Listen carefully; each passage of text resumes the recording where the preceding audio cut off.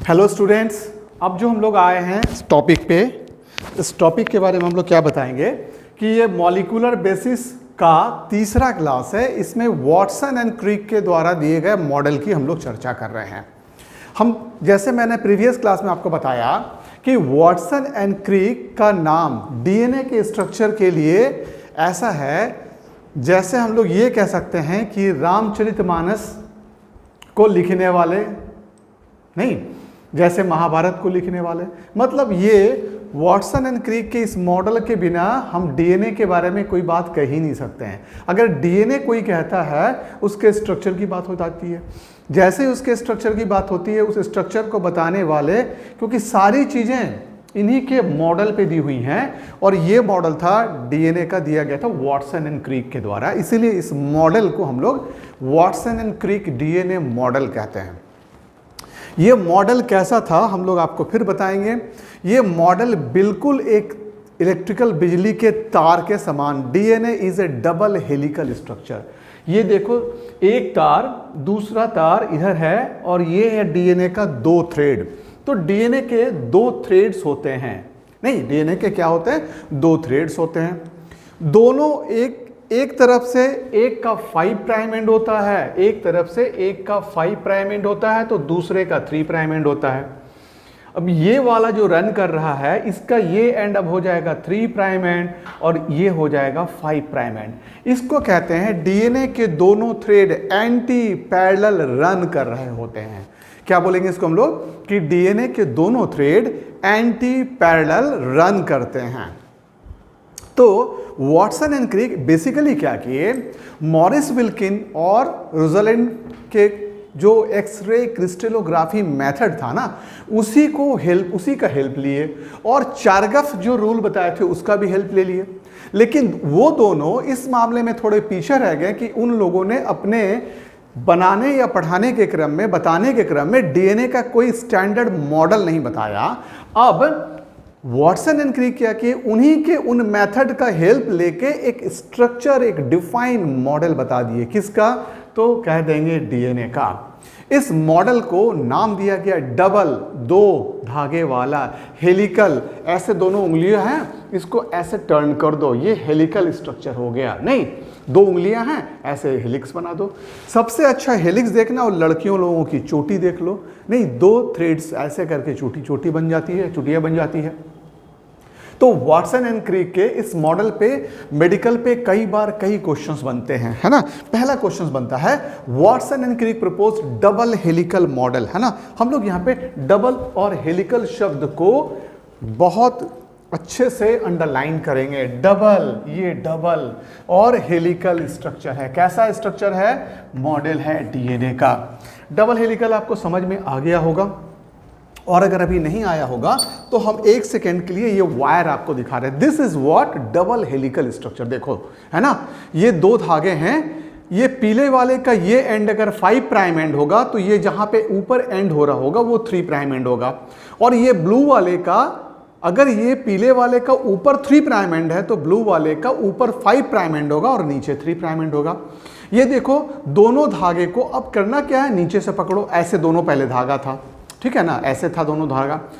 दोनों धागे को राइट हैंड साइड में कॉइल करना है। तुमको नीचे पकड़ के राइट हैंड साइड में कॉइल करना है। अब जो कॉइलिंग होगी, this will be the structure of DNA. DNA के दोनों थ्रेड को किधर कॉइल करेंगे, राइट हैंडेड वे में। तो most common type of DNA जिसकी हम लोग बात करते हैं, most common type of DNA में दोनों थ्रेड एक दूसरे के राइट हैंड साइड में कॉइल करते हैं। और कई जगह पे तुम देखे होगे घूमने वाली सीढ़ी, याद आ रहा है, ऐसे राउंडेड सीढ़ी, बिल्कुल यही डिजाइन और स्ट्रक्चर इसका आ जाता है। किसका आ जाता है, डीएनए का आ जाता है। तो डीएनए के बारे में ये घूमने वाली सीढ़ी, गोल राउंडेड सीढ़ी, याद करो कहीं भी देखे होगे क्या, कहीं पे। अब हम जब ऐसे डायग्राम बनाए हैं तो तुमको एक कंफ्यूजन होगा, तुमको लग रहा होगा ना कि यहाँ पे ये दोनों थ्रेड एक दूसरे को टच कर रहे हैं।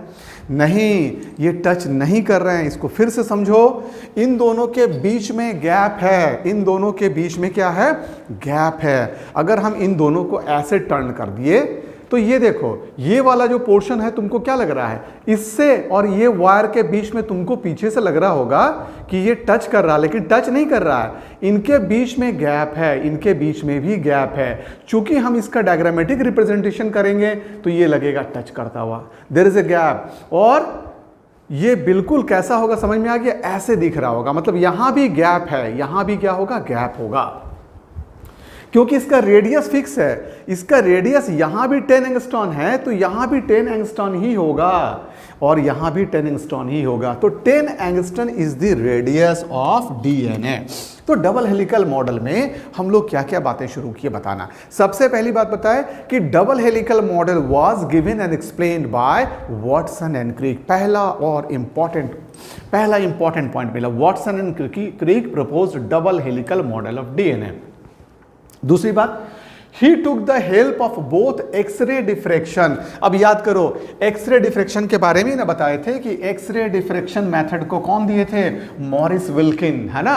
और ये दूसरे साइंटिस्ट जो चारगॉफ रूल दिए थे, इन दोनों के कंटेंट का हेल्प लिए और फिर वो मॉडल बताया। इसका मतलब क्या हुआ, अगर ये दोनों साइंटिस्ट वर्कआउट नहीं किए होते तो वॉटसन एंड क्रिक को डीएनए के मॉडल को समझाने में बहुत दिक्कत होती, या यूं कहें हो सकता है वॉटसन एंड क्रिक ये मॉडल ही नहीं बता पाते।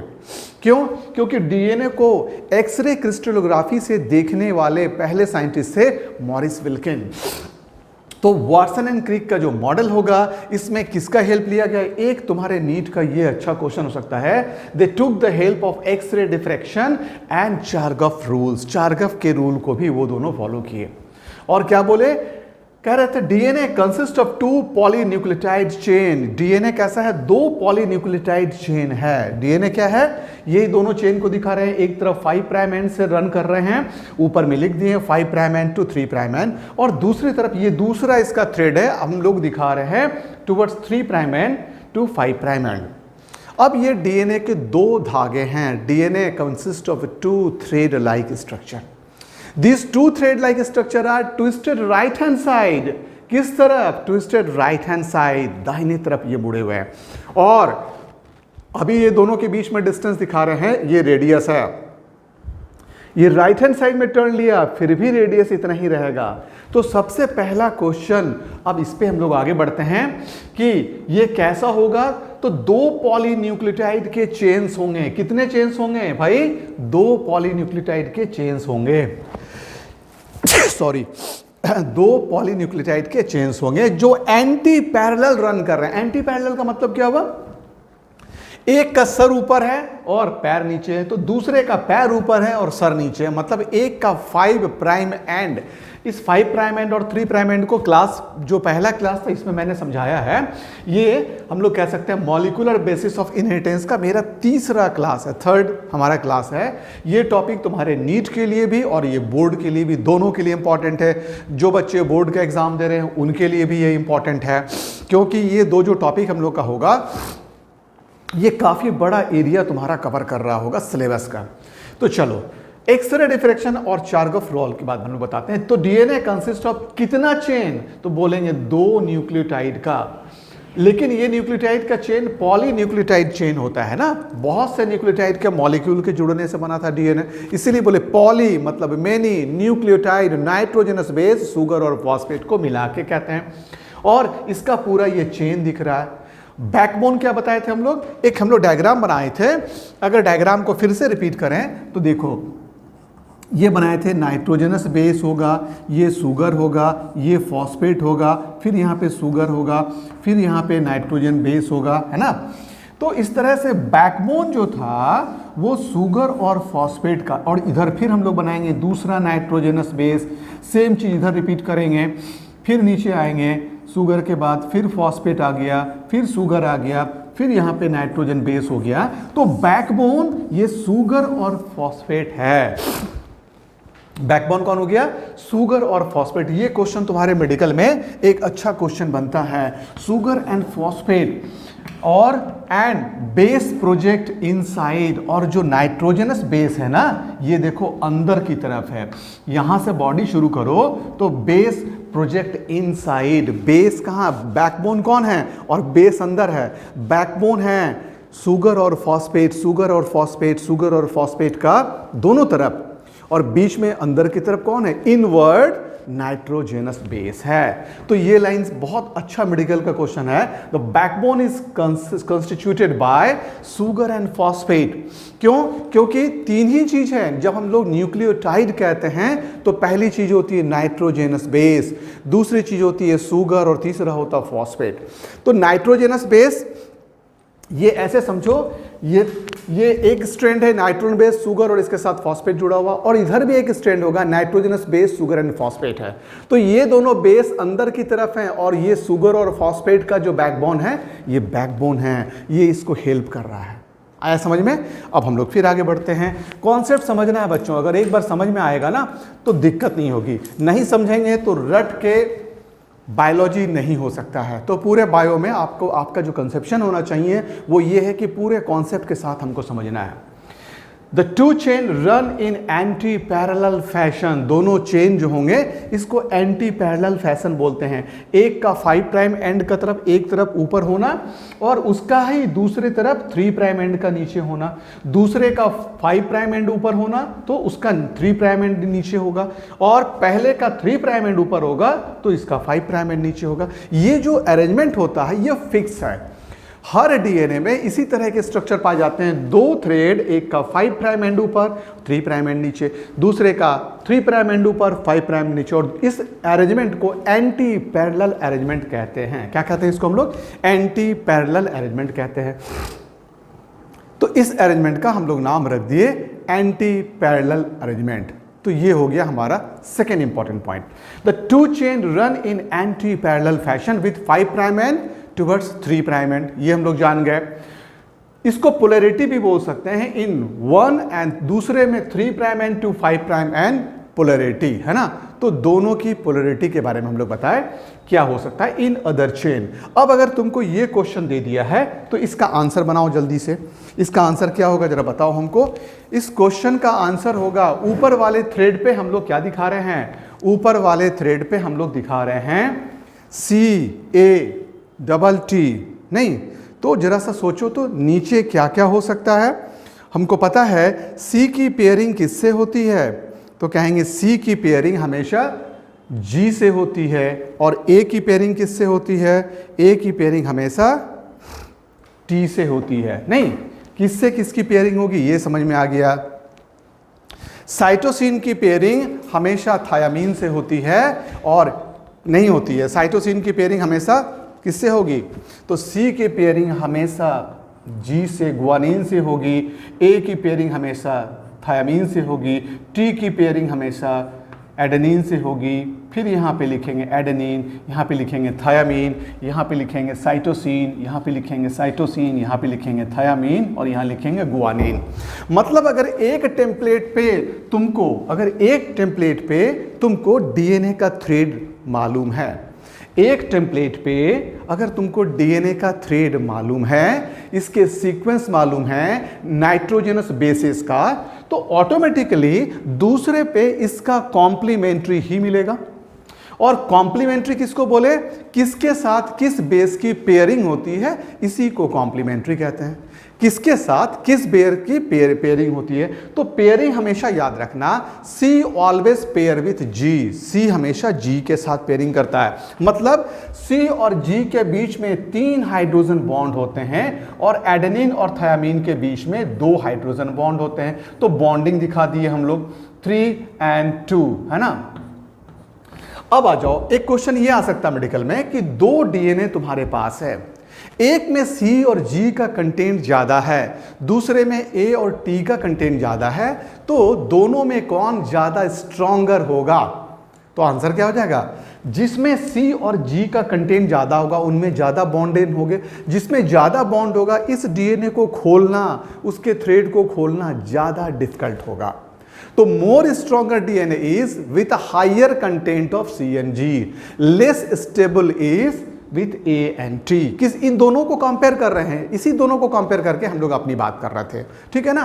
तो ये कंटेंट आपको समझ में आ गया। यहाँ पे क्वेश्चंस आ सकते हैं, तुमको मेडिकल में कई बार 5 प्राइम एंड से 3 प्राइम एंड की तरफ कुछ डिजिट दे दिया जाएगा, कुछ लेटर्स लिख देंगे जो प्यूरिन और पैरामिडिन होंगे और पूछेगा इसका कॉम्प्लीमेंट्री कौन होगा, नहीं डीएनए का दूसरा थ्रेड कैसा होगा।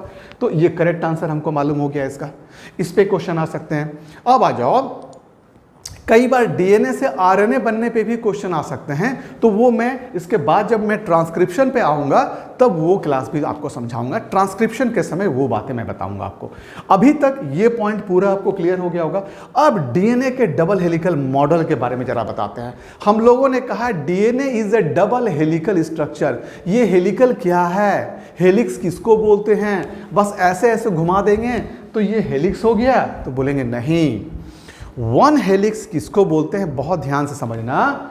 एक डिस्टेंस होना चाहिए, हेलिक्स एक डिस्टेंस होगा डीएनए के बीच का।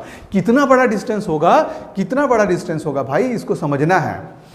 ये जो डायग्राम बनाया है तो तुम बोलोगे सर यहां से शुरू करते हैं और यहां से, ये हम लोग किताब में देखते हैं, तो यहां से यहां तक ये लाइन और यहां लाइन कर दिए और बोले ऐसा ही बुक्स में डायग्राम बना रहता है, तो दिस इज वन हेलिक्स। तो तुम फिर बोलोगे सर यहां से यहां तक अगर ये टच कर रहा होता तो ये दूसरा हेलिक्स हो जाता। ठीक है, तुम्हारी बात सही है, लेकिन हम इससे थोड़ा डिफर कर रहे हैं। हम हेलिक्स को पूरी तरह से समझा रहे हैं, इसके अलावा भी इसमें सैकड़ों हेलिक्स हो सकते हैं। क्या बोले हम, तुम बोलोगे कैसे सर, यहां से जब एक टर्न पूरा होता है हम इसको हेलिक्स कहते हैं, ऐसे ही बुक्स में लिखा हुआ है। तुम्हारी बात बिल्कुल सही है, ऐसे ही बुक्स में लिखा हुआ है। तो यहां से शुरू किए तो ये टर्न पूरा हो गया, फिर यहां से शुरू करेंगे तो ये टर्न यहां पूरा हो गया, इसी को हेलिक्स कह दिया। लेकिन ध्यान से समझना, helix is one complete turn. अगर हम यहां से इसको कंसीडर करें तो जरा देखना, ये वाला एरिया वापस यहां पे आ गया तो कंप्लीट हो गया, तो दिस इज ऑल्सो हेलिक्स। वो पॉइंट कहीं से भी डीएनए को हम देख सकते हैं। अगर हम यहां से देखना शुरू करें तो ये देखो, ये पोर्शन दोबारा कब आता है, ये पोर्शन यहां पे वापस आया, यहां से यहां पे वापस आ गया, तो ये डिस्टेंस भी क्या हो गया, हेलिक्स हो गया।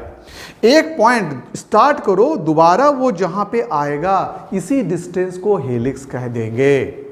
अब एक हेलिक्स का नॉर्मल डीएनए का जो डिस्टेंस होता है ये होता है 34 एंगस्ट्रॉम। तो यहां से शुरू किए वाटसन एंड क्रिक अपने बारे में, अपने मॉडल के बारे में बताना। किसके बारे में, डीएनए के मॉडल के बारे में बताना शुरू किया और बोले the double chain of DNA is a helically twisted. और कैसे, राइट हैंडेड की लेफ्ट हैंडेड। नॉर्मल डीएनए जिसको हम लोग पढ़ रहे हैं ये राइट हैंडेड साइड में टर्न लेता है। किधर टर्न लेगा, राइट हैंडेड साइड में टर्न लेगा। तो ये पहला इंपॉर्टेंट पॉइंट, ये हेलिकली ट्विस्टेड है। और किस तरफ है, नॉर्मली जो वाटसन एंड क्रिक जिस मॉडल की बात कर रहे थे ये राइट हैंडेड साइड में ट्विस्ट किया हुआ था। Each turn of double helix is 3.4 nanometre. देखो हम इसको नैनोमीटर में लिखे हैं, इसको यहां पे एक और डिजिट लिखो, 34 एंगस्ट्रॉम। 34 एंगस्ट्रॉम है ना। ये जो डिस्टेंस था ये 34 एंगस्ट्रॉम का था, इसको अगर नैनोमीटर में कन्वर्ट करेंगे तो होगा 3.4 नैनोमीटर। और एक नैनोमीटर बराबर तुम जानते हो 10⁻⁹ metre. 10⁻⁹ metre is equal to 1 nanometre. तो कितना छोटा है इसका तुमको अनुमान लग गया। 1 मीटर को बाय 10⁻⁹, मतलब 10 पे 0.009 बार देते चले गए, इतना छोटा था। तो यहां पे दो तरह के क्वेश्चन आ सकते हैं। ये जो हेलिक्स की जो लंबाई थी वो कितनी होगी, तो the length of the helix is either 3.4 nanometre और 34 एंगस्ट्रॉम। तो हेलिक्स कहां से कहां होगा, समझ में आ गया। यहां से यहां भी हेलिक्स है, नहीं ये टर्न हो गया, यहां से यहां भी हेलिक्स है। अगर हम यहां से कंसीडर करें तो ये पॉइंट जब दोबारा आएगा यहां से यहां भी हेलिक्स है। तो कोई भी 2 पॉइंट क्या होगा, कोई भी 2 पॉइंट हेलिक्स ही है। एनी 2 पॉइंट जो स्टार्ट हुआ और जहां पे आके एंड हुआ ये हेलिक्स ही है। कोई डाउट यहां तक बच्चों नहीं होना चाहिए। अब आ जाओ, एक हेलिक्स का डिस्टेंस कितना, मतलब वॉटसन एंड क्रिक के हिसाब से जो उन्होंने मेजरमेंट किया वो बताया इट इज 34 एंगस्टन, और जब एंगस्टन को नैनोमीटर में कन्वर्ट करेंगे तो इसको 3.4 नैनोमीटर। ठीक है, अब देखो ऊपर वाले की कुदरती हम लोग कह सकते हैं कलाकारी। इस 34 एंगस्टन में 10 base pair equi distantly arranged है। कितने बेस पेयर अरेंज्ड है? 10 base pair equi distantly arranged है। इसका मतलब जरा समझना है, यह भी क्वेश्चन आता है मेडिकल में। 10 बेस पेयर, यहां से यहां जो तुम्हारे पास डिस्टेंस था ना, इसमें 10 बेस पेयर इसलिए बोल रहे हैं कि एक इधर है एक इधर है। हर हेलिक्स में 10 बेसिस पेयर इक्वल डिस्टेंस पे हैं। तो कहीं से भी तुम काउंट करोगे, यहां से यहां काउंट करोगे तो भी 10 बेस पेयर, यहां से यहां काउंट करोगे तो भी 10 बेस पेयर, यहां से यहां काउंट करोगे फिर भी 10 बेस पेयर। और नैनोमीटर का है, पॉइंट में भी कोई अंतर नहीं आता है। यही डीएनए का कुदरत का कमाल है, और कहते हैं कि we are proposed by God, हम लोगों को भगवान ने बनाया है। क्यों? क्योंकि इतनी अच्छी, इतनी एक्यूरेसी आम आदमी या किसी लोगों के पास या नेचर के पास नहीं हो सकता। इतनी एक्यूरेसी, इतनी परफेक्ट एक्यूरेसी कि कहीं से भी मेजर कर रहे हैं, एक तो डीएनए छोटा और कहीं से भी मेजर कर रहे हैं तो ये 10 बेस पेयर इक्वल डिस्टेंस पे आ रहा है। ये बहुत ही मजेदार बात थी। और हेलिक्स तुम लोग समझ में आ गया। पहली बार हमको लगता है तुम लोग परफेक्टली हेलिक्स समझे होगे, क्योंकि नॉर्मली हम लोग पढ़ाते पढ़ाते यहां से यहां के डायरेक्शन को या यहां से यहां के डायरेक्शन को दिखा देते हैं, but no, helix is a point from, कहीं से भी हम लोग स्टार्ट कर सकते हैं, from where we begin and the same place when it comes again, वो जगह फिर से जब आ जाए हम इसको हेलिक्स कह देते हैं। तो क्या क्या जाने कि ये डबल हेलिकल, वॉटसन क्रिक जो मॉडल दिए वो यही था, it is A double helical model. एक हेलिक्स का डिस्टेंस बताए 34 एंगस्टन, और जब नैनोमीटर में कन्वर्ट किए तो कहे 3.4 नैनोमीटर। तीसरा पॉइंट क्या बताए? थर्ड इंपॉर्टेंट पॉइंट बताए कि एक हेलिक्स में there are 10 nitrogenous base pair. Pair हमेशा याद रखना, यहां भी है और यहां भी है, इधर एडेनिन है तो इधर थायामीन है, इधर साइटोसिन है तो इधर गुआनिन है, बेस पेयर है। तीसरी पॉइंट क्या बताए? हर बेस पेयर के बीच में इक्वल डिस्टेंस है, they are placed equidistantly. ये सब एक एक मेडिकल के नीट के क्वेश्चन हो सकते हैं। फोर्थ, इसका मतलब ये 34 एंगस्टन का है, 10 बेस पेयर है, इसीलिए हर बेस पेयर के बीच में कितना डिस्टेंस होगा? 3.4 एंगस्टन। नेचुरली ये कितना हो जाएगा? तो नैनोमीटर में कन्वर्ट करेंगे तो हम लोग कह देंगे बिटवीन 2 एडजेसेंट बेस। तो हम लोग इसको ऐसे यहां पे लिख लो, 34 एंगस्टन बाय 10 बराबर क्या हो जाएगा? Equal to 3.4 angstrom. ये दो बेस पेयर के बीच की दूरी हो गई। अगर इसको भी नैनोमीटर में कन्वर्ट करेंगे तो इट विल बी 0.34 नैनोमीटर। तो the distance between 2 adjacent base pair is what? Approximately 0.34। ये हम लोग एक तरह के डीएनए की बात कर रहे हैं, कुछ ऐसे भी डीएनए मिलेंगे जो इससे डिफर करेंगे। वहां पे बेस पेयर की संख्या ज्यादा होगी, वहां पे हेलिक्स का डिस्टेंस डिफर करेगा। तो अभी हम लोग जिस डीएनए की बात कर रहे हैं, ये नॉर्मल डीएनए जो वॉटसन एंड क्रिक पढ़े थे, वॉटसन एंड क्रिक ने जिस मॉडल को, जिस डीएनए को देखा था उसकी बात कर रहे थे। और फाइनली हम लोग आएंगे इसके बारे में, और कुछ पॉइंट्स आ गए। इट हैज कितने बेस पेयर मिले? It has 10 base pair. ये फिर मेडिकल का क्वेश्चन, कितने बेस पेयर भाई? 10 बेस पेयर। क्या बराबर डिस्टेंस पे या ऊपर या नीचे भी हो सकते हैं? तो बोलेंगे नहीं, they are placed equidistantly. तो डिस्टेंस जो होगा बिटवीन 2 एडजेसेंट पेयर ये भी मालूम हो गया। रेडियस आ जाओ, रेडियस इज 10 एंगस्टन। ये देखो, ये पॉइंट को टर्न कर रहे थे, यहां से यहां के बीच का जो रेडियस था वो 10 एंगस्टन था, इसीलिए डायमीटर इक्वल टू 2r होता है। 10 एंगस्टन तो डायमीटर बराबर क्या होता है? 2r। नहीं तो यहां पे करें 2 इंटू, नहीं हम लोग क्या बोलेंगे? 2r। रेडियस हमको मिला 10, 2 से मल्टीप्लाई कर गए 20 angstrom is the diameter. Hence diameter is what? Diameter is 20 angstrom और रेडियस इज 10 एंगस्टन। दो हमको फिर फिगर मिले। ये सब एक एक फिगर तुम्हारे मेडिकल के क्वेश्चन हो सकते हैं। अब आ जाओ, ये इतनी बात हम लोग जान गए। तो फाइनली अगर हम लोग इसको नटशेल में देखें, DNA is a double helical structure. The distance of the helix is 34 angstrom and if we convert it into nanometer it will be कितना हो जाएगा 3.4 नैनोमीटर। इस पूरे हेलिक्स में how many base pairs are there, तो कहेंगे there are 10 base pairs. कैसे arranged है, इक्वी डिस्टेंटली, इसीलिए दो बेस पेयर के बीच की दूरी कितनी होगी 3.4 एंगस्ट्रम और इसके रेडियस कितने थे 10 एंगस्ट्रम, इसीलिए डायमीटर कितना हो गया 20 एंगस्ट्रम। इतने सारे डिजिट के बाद अब हम लोग आते हैं, ये देखो ये एक बेस पेयर, ये दूसरा बेस पेयर, ये तीसरा बेस पेयर एक के ऊपर एक है और ये एक अलग सपोर्ट प्रोवाइड कर रहा है। नहीं, ये सीढ़ी जरा सोचो, एक ऐसे राउंडेड सीढ़ी है, नीचे दोनों में पैर रखने का जुड़ा हुआ था, फिर पैर रखने का लगा हुआ था, तो वो जितना स्टेप्स था ना वो सब क्या कर रहा था, इस सीढ़ी को जो हेलिक्स के रूप में था इसको एक हर स्टेप पे जितना ज़्यादा सीढ़ी होगा, पैर रखने का होगा, पेवमेंट होगा, उतना ज़्यादा वो स्ट्रॉन्गर होगा, उतनी जगह पे वेल्डिंग होगी, उतनी जगह पे इसको सपोर्ट मिलेगा। तो ये लाइन अभी बहुत इंपॉर्टेंट है, the plane of one base pair, समझ में आ रहा होगा, द बेस पेयर का एक प्लेन स्टेक्स ओवर अदर, ये तो दूसरे के ऊपर है, तीसरे के ऊपर है, पहले के ऊपर दूसरा, दूसरे के ऊपर तीसरा, यहां से शुरू करो, पहले के ऊपर दूसरा, दूसरे के ऊपर तीसरा, तीसरे के ऊपर चौथा, पांचवा, छठा, 7th 8th 9th 10th 11th 12th, इस तरह से बेस पेयर बने हुए थे। जितने भी बेस पेयर थे इसकी बात करेंगे तो stack over one another and एरो करके प्रोवाइड स्टेबिलिटी, इसके चलते ये एक्स्ट्रा स्टेबिलिटी प्रोवाइड कर रहा था। डीएनए का इस मॉडल जो था ना, इस मॉडल के चलते ये एक एक्स्ट्रा स्टेबिलिटी प्रोवाइड कर रहा था।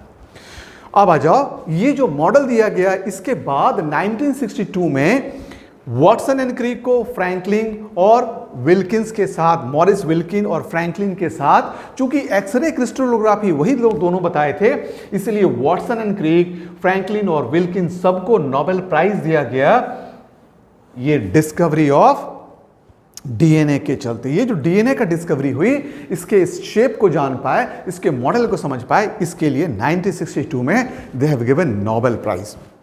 अब चलो एक कॉन्सेप्ट आया, व्हाट इज सेंट्रल डॉगमा, ये क्या होता है of molecular biology. Molecular biology का सेंट्रल डॉगमा क्या होता है। अब डॉगमा को डॉग की मां मत समझना, है ना, एक कुत्ते की मां मत समझना, इसको क्या समझना है, डॉगमा मतलब होता है प्रिंसिपल, नियम। दुनिया का central dogma of molecular biology क्या है, मॉलिक्यूलर बायोलॉजी के सबसे सेंट्रल पॉइंट को हम लोग कैसे समझेंगे, तो इसको समझते हैं हम लोग। हमारे पास सेंट्रल पॉइंट क्या है, ऐसे समझो कि फिजियोलॉजिकली सेंट्रल पॉइंट क्या है। फिजियोलॉजिकली सेंट्रल पॉइंट ये है कि बॉडी के अंदर जितनी भी एक्टिविटी हो रही है, बॉडी के अंदर जितनी भी एक्टिविटी हो रही है, they all are governed by, क्या बोलेंगे, all molecular activity are controlled by enzyme. तो यहां पे एक छोटा सा एक स्पेस लो, all molecular activity are controlled by enzyme. हम लोग सेंट्रल डॉगमा समझ रहे हैं, सेंट्रल प्रिंसिपल ऑफ लाइफ समझ रहे हैं, अपने या प्लांट्स या सेल्स या किसी भी एनिमल्स के बारे में मॉलिक्यूलर बायोलॉजी का सेंट्रल कॉन्सेप्ट समझ रहे हैं। डॉगमा शब्द का मतलब क्या बताया मैंने, डॉगमा का मतलब होता है प्रिंसिपल, नियम, रूल, है ना। व्हाट इज सेंट्रल डॉगमा, तो क्या बताया, पहले तो समझो कि हमारे बॉडी में क्या क्या हो रहा है। तो मॉलिक्यूलर एक्टिविटी, है ना, भाई फिजियोलॉजिकल एक्टिविटी हो रही होगी, तरह तरह के रिएक्शंस होते हैं बॉडी में, डाइजेशन हो रहा है, एक्सक्रीशन हो रहा है, रेस्पिरेशन हो रहा है, all activity are controlled by enzyme and all enzymes are basically protein. सभी एंजाइम्स क्या है, बेसिकली प्रोटीन है। और प्रोटीन कैसे बनता है, तो पहले बनता है डीएनए से आरएनए और फिर आरएनए से बनता है प्रोटीन। तो देखो क्या क्या हुआ, डीएनए के टेम्पलेट पे ये जो डीएनए है ना, ये खुलेगा इस तरह से और इसके एक टेम्पलेट पे बनेगा एक आरएनए। ये मान लो आरएनए बना और ये आरएनए अब प्रोटीन बनाएगा और प्रोटीन ही एंजाइम है। दुनिया के सारे enzyme basically they are protein, all enzymes are what, basically protein. सारे एंजाइम्स क्या हैं, बेसिकली प्रोटीन हैं। अब देखो जरा सा, तो इसका मतलब क्या हुआ, जितनी भी एक्टिविटी हो रही है they all are governed by enzyme. नहीं, जितना भी एक्टिविटी हो रहा है, सेल में देखो फोटोसिंथेसिस देखो, रेस्पिरेशन देखो, एक्सक्रीशन देखो, ह्यूमन बींग्स में देखो, डाइजेशन देखो, सर्कुलेशन देखो, सारी की सारी मॉलिक्यूलर एक्टिविटीज में all activities are controlled by enzyme. एकदम स्टेप को याद रखो, all enzymes are basically protein, protein is made by RNA और RNA itself is made by DNA. तो सेंट्रल प्रिंसिपल क्या हुआ, फिर से चलो, दुनिया की सारी activity molecular is controlled by enzyme. All enzymes are protein, all enzymes are protein, protein is made by RNA, RNA itself is made by DNA. तो क्या बोलेंगे, इसका मतलब डीएनए ही कंट्रोल कर रहा है all molecular activity, indirectly DNA ही all molecular activity को कंट्रोल कर रहा है, क्योंकि ये नहीं होता तो एंजाइम नहीं बन पाता। तो इस कंसेप्ट को, इस सेंट्रल प्रिंसिपल को ही बोला गया सेंट्रल डॉगमा। तो what is central dogma, DNA से बना मैसेंजर आरएनए, ये डीएनए से आरएनए बनने को ट्रांसक्रिप्शन कहते हैं। कुछ नाम होगा ना इस प्रोसेस का, वो नाम था ट्रांसक्रिप्शन। किसका, डीएनए से आरएनए बनने को। अब ये जो डीएनए पे आरएनए बना ना, इसका नाम रखे मैसेंजर आरएनए। क्या नाम रखे इसका, मैसेंजर आरएनए, क्योंकि जैसा डीएनए का थ्रेड होता है उसी के बेसिस पे, टेम्पलेट अगर यहां पे सी है तो यहां पे जी आएगा। मतलब आरएनए में कौन कौन से बेसिस आएंगे ये मैसेज डिसाइड करेगा डीएनए का टेम्पलेट, डीएनए का थ्रेड जिस पे आरएनए बनेगा। ये क्लियर हो गया। तो डीएनए के थ्रेड पे आरएनए बनेगा, कहां बनेगा, डीएनए के थ्रेड पे आरएनए बनेगा। एक पॉइंट ये हो गया, जिस थ्रेड पे बनेगा उसके पे मिलने वाले नाइट्रोजन बेसिस का ये कॉम्प्लीमेंट्री होगा, इसीलिए कह रहे हैं कि ये मैसेज को कैरी कर रहा है। हम इसका नाम रखें मैसेंजर आरएनए। क्या नाम रखें इसका, मैसेंजर आरएनए। तो देखो मैसेंजर आरएनए की बात की है तो डीएनए से पहले बना एमआरएनए। इस प्रोसेस का नाम क्या रखेंगे, इस प्रोसेस को कह देते हैं ट्रांसक्रिप्शन। क्या बोलते हैं इसको, ट्रांसक्रिप्शन। और फाइनली एमआरएनए निकलता है और फाइनली प्रोटीन बना देता है। इस प्रोसेस को पढ़ेंगे हम लोग। इस प्रोसेस का नाम है ट्रांसलेशन। क्या नाम है इसका, प्रोटीन बना दिया, इस प्रोसेस का नाम हो गया ट्रांसलेशन। तो डीएनए से आरएनए बनना और आरएनए से प्रोटीन बनना, ये लाइफ का सेंट्रल प्रिंसिपल हो गया। तो ये सेंट्रल प्रिंसिपल को लिखे, सेंट्रल डॉगमा इसका नाम रखा गया। ठीक है ना, डॉगमा शब्द का मतलब प्रिंसिपल, नियम, रूल। तो ये तो था सेंट्रल डॉगमा। लेकिन नॉर्मली क्या होता है, molecules DNA as a genetic material almost all organism में पाया जाता है। लेकिन कुछ ऑर्गेनिज्म ऐसे भी होंगे ना, जरा याद करना, कुछ ऑर्गेनिज्म ऐसे भी होंगे जहां पे आरएनए जेनेटिक मटेरियल है। जहां पे क्या है, आरएनए जेनेटिक मटेरियल है। जहां आरएनए जेनेटिक मटेरियल है वहां तो रिवर्स होगा, आरएनए से डीएनए बनेगा। आरएनए से क्या बनेगा, तो रिवर्स ट्रांसक्रिप्शन समझना अब हम लोग को। ये तो ट्रांसक्रिप्शन जाने हम लोग, रिवर्स सेंट्रल डॉगमा क्या होगा। ये 1970 में टेमिन और बाल्टीमोर नामक साइंटिस्ट ये कॉन्सेप्ट दिए। इन्होंने बताया कि डीएनए से नॉर्मली आरएनए बनता है, लेकिन वायरस में जहां आरएनए जेनेटिक मटेरियल है वहां आरएनए से डीएनए बनेगा। तो आरएनए से डीएनए बनेगा, तो ये तो रिवर्स हो गया ना। डीएनए से आरएनए बन रहा था तो ट्रांसक्रिप्शन का है। कुछ जगह पे जहां पे आरएनए जेनेटिक मटेरियल है आरएनए से डीएनए बनेगा, तो आरएनए से डीएनए का बनना रिवर्स ट्रांसक्रिप्शन कहलाया। नहीं, क्या कहलाया, ये रिवर्स ट्रांसक्रिप्शन कहलाया।